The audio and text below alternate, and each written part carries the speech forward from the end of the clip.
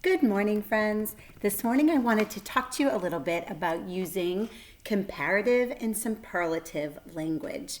And all that means is when you're talking about something, comparative language would be saying, oh, I have a pink tower cube. This pink tower cube is a little bit smaller than this one. So smaller is comparative language. I could also say, and this cube is a little bit bigger than this one. But this is the biggest of the three, and this is the smallest of the three. Right? So this one is smaller than this one. This one is bigger than this one. And that's an activity you can do with a child in your home.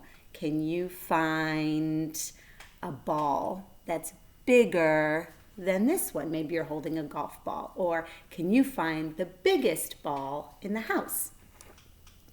Another example of comparative and superlative language in the classroom would be with the brown stare.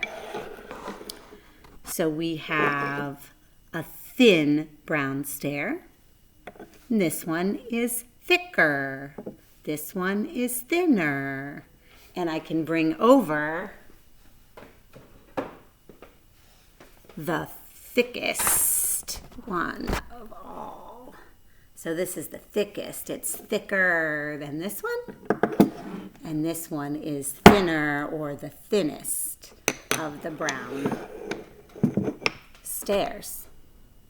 Another example where we use comparative and superlative language in the classroom is with the red rods.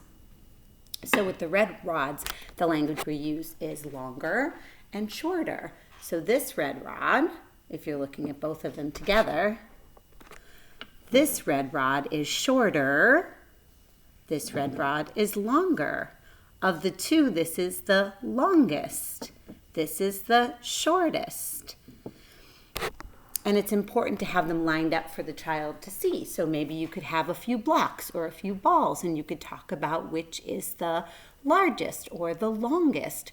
You could also do comparative and superlative language with fabrics. Jeans are rougher than fleece, right? Fleece is softer. Is fleece the softest fabric that you have? So talking about and using comparative and superlative language helps children understand their world and have the language with which to talk about it. So I hope this gives you some good ideas, and I'll talk to you soon. Goodbye.